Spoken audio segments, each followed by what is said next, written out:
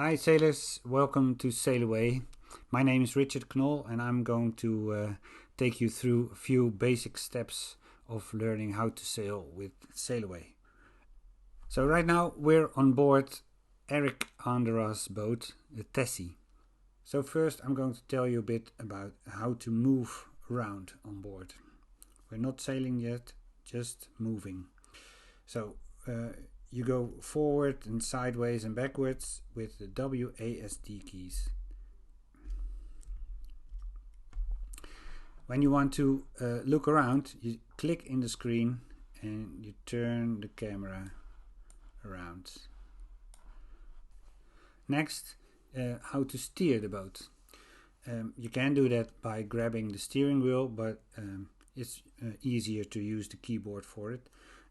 The Z and X keys will let you steer the boat. So when I press Z, it steers to port, and X will steer to starboard. So what you also should know is how to pull a trim line. Next to the WASD keys is the Q and E. With Q, you scroll through a list of trim lines that are currently available to you, and E the other way around. For instance, if I want to pull the main sheet, I set this selector to main sheet and then I press F from pulling force, and then you see I'm pulling the main sheet, and with R I release it again. Now there are several modes of sailing in Sailaway, and you can adjust them by clicking the boat and then selecting sail mode. You see 4 different modes here. It's set to sunbathing now, and that means that you basically can only raise a sail and steer, and the boat will do everything else by itself. So if I press the Q and E key, there's only 2 trim lines available, the main halyard and the storm halyard. If I set it to seawater in your veins, which we were using previously, and I press the Q and E key, I get a lot more trim lines, because there's a lot more that I have to do for myself. So be aware of this.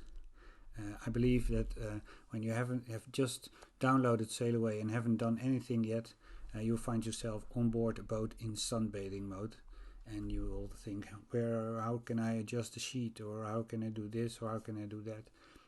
It will all go automatically until you press the boat, click sail mode and go here. Now I can imagine that all these keys are confusing, and because of that there's this little help button here at the bottom right corner, and it shows you all the key strokes that are applicable right now. So for instance here, moving WASD, trim lines QE and RF. Also important here, the M key. So if I press that, I get the map. We're off the coast of Portugal right now. Now let's say we want to raise a storm sail. To do that, I first click the boat, because the sail is not on board, it's below decks right now. So get or store sail, get storm jib, and here it is at the foredeck. And now to raise it, I have to pull the halyard. So QE, I press E until we reach storm halyard, F to raise, and there it goes up. Now if I want to pull the sheet, again E key, storm sheet port, no, storm sheet starboard, pull it to starboard, there we go. Another important key is the Y key. Let me see if it here, airflow Y. So you see right now my sail is flapping a bit. I need to pull the main sheet. Let's do that.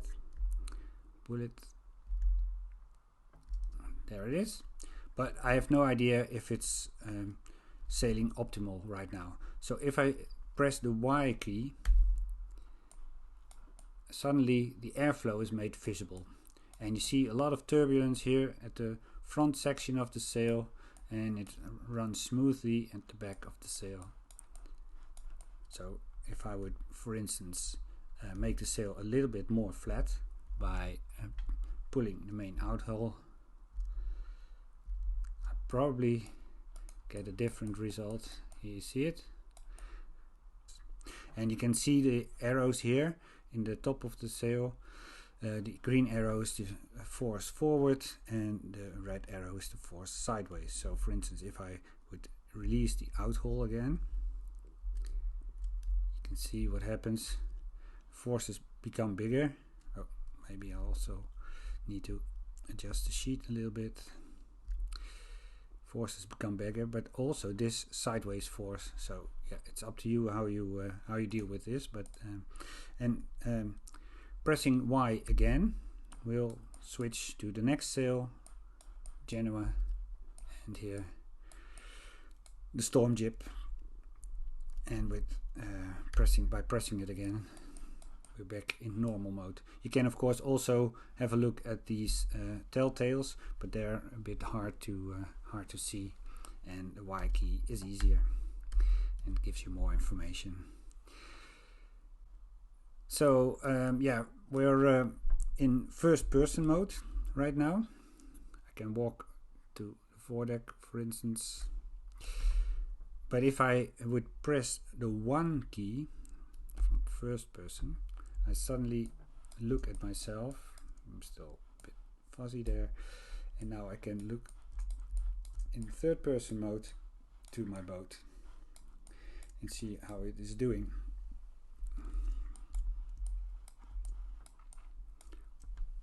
And pressing 1 again returns me to my boat, to myself. Now, also an important feature is when I click the boat and go to auto navigation. It brings up this panel, and there are several options to auto navigate the boat. You can let it maintain the same heading, the same apparent wind angle, maintain the same true wind angle, or follow the laid out route. So right now I'm in maintain true wind angle mode, and yeah, I can change it to luff up a bit or bear away a bit. So most of the features you have to find out for yourself by experimenting, which is the most fun. But you already have the basics now, and you should be okay. There's also a user guide available when you go to the website, to documentation, and you can always ask other sailors. They are nice people. For instance, by going to the Discord server, you can find that here, clicking on the main menu, and then here info, and you see here Sailaway on Discord, which will give you a link to the Sailaway Discord server, and you can ask other sailors if they can help you or whatever. And you can always also send an email to me, and I'll be happy to help you out. So for now, bye and happy sailing and bon voyage.